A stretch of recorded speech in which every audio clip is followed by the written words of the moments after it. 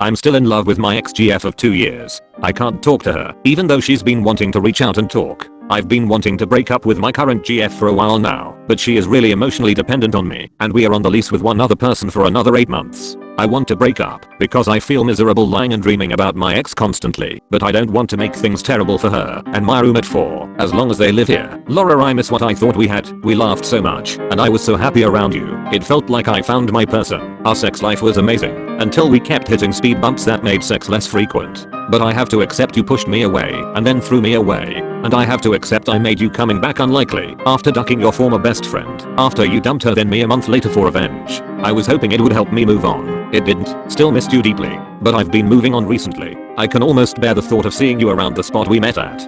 I'm the worst. I get all those opportunities handed to me on a platter and yet I waste it all away.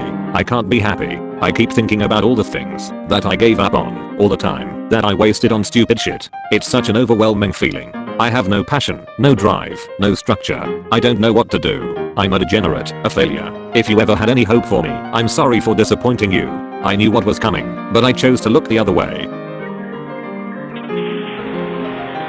Same here. Still I have a upbeat optimism that can only be described as borderline retarded. My life is in ruins but no one seems to care. You gotta care about yourself way before you need the care of others. I try to be very kind to everyone. But if you ever catch me on a day or moment where I'm impatient, I'm rude or dismissive, I'm sorry, but I can't help but to feel so sensitive and angry because of the abuse I go through sometimes. I just want to hide somewhere in the dark and isolate myself every time it happens, but that's so unrealistic. I'm so angry, it's so unfair. Why does this have to happen to me? I'm such a good person. What did I do to deserve this treatment?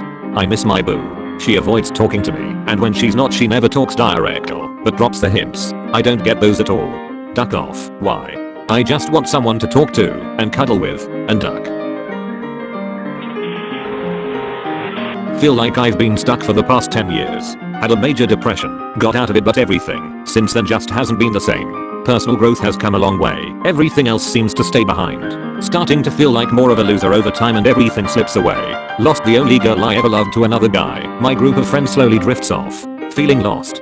A friend that cold been more than a friend. Stopped talking to her because autistically followed my dad's advice. He basically said that I should either duck her or block her if I couldn't do it quickly. But I admired her as a friend first and foremost, just spending time with her. Wonder if she's doing alright. Sometimes see her. I really want a nice BBQ burger right now, but all acceptable burger places are already closed. This is what being horny must feel like for guys. This nagging, insatiable need.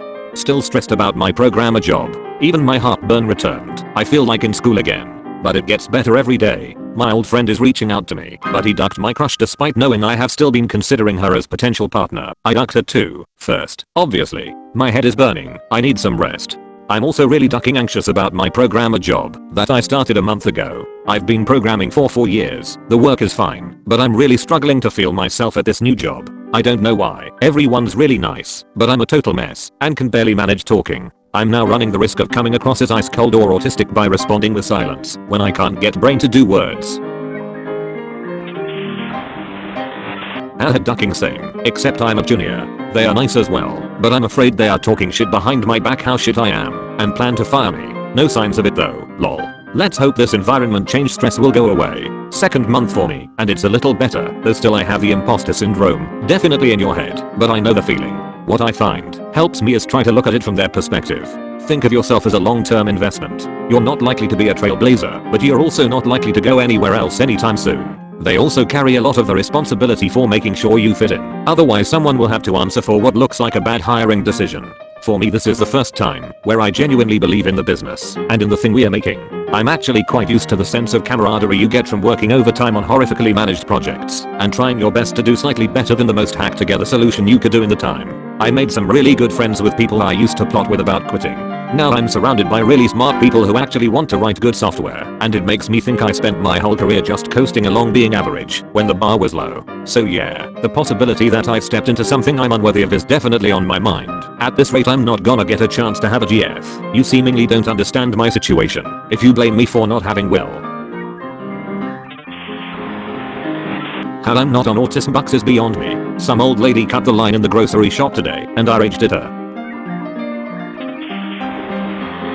How can I not feel paranoid around others? I know very well how humans behave in a group. I know they hate virgins, failures, social inept people like me. I know they despise them. They are disgusted by them. They see them as useless and misfits, like dogs to kick, or clowns to laugh at. I'm not interested in learning trades, or doing manual things. They are 100 times more digestible than doing office work. But I'm not passionate about them. I just want to learn them, because they are not entirely boring, and they make me feel useful. I like art, acting, fooling around, music, maybe not so much singing. Sounds better than learning an instrument, and dancing is rad. I'm no longer interested in fitness. Martial arts are entertaining, but I'm too old to compete. They are a means to channel my frustration and my anger. Fitness and combat sports give me a feeling of confidence and security. It doesn't matter that I lack character, that I feel vulnerable or useless. I rely on the excuse that at least I can fight. They don't make me strong, actually strong. I don't care about gaining strength or being a better fighter anymore. They don't work the way I want them to, and change nothing. Total waste of time. I resent everything and everyone. I hate that they know how to socialize better than me. I hate their confidence. I hate that they can belong so easily. I hate that they have more guts than me. I hate being a coward, a weakling, a gag. I hate being hated. I hate feeling threatened. Hate and fear make me feel lonely, very lonely. I don't have to talk to others. They are wolves in sheepskin, that at the first opportunity they have, they are going to use my weaknesses against me and belittle me. It's not that I don't think they understand me. I'm not that hard to understand. I just don't think they are going to empathize at all. I wonder how I look from others' perspective. I expect you probably won't believe me here, but you're wrong. I say this as a normie. There's a guy at work who's a bit weird, wears the same terrible clothes for a week without washing them, makes weird jokes in email correspondence, awkward in conversations. 100% sure he's a virgin. Nobody hates him, because despite all this, he's not an asshole. He's a nice guy, and that actually matters. People hate bullying managers, arrogant dicks, selfish people. They will feel awkward around awkward people, but that isn't the same as hating. Humans are generally kind. It's built into us, but humans also have a tendency to stand by as other people act horrible. Don't let the actions of the people who've wronged you taint your view of people in general. Nice people exist, and they are very common.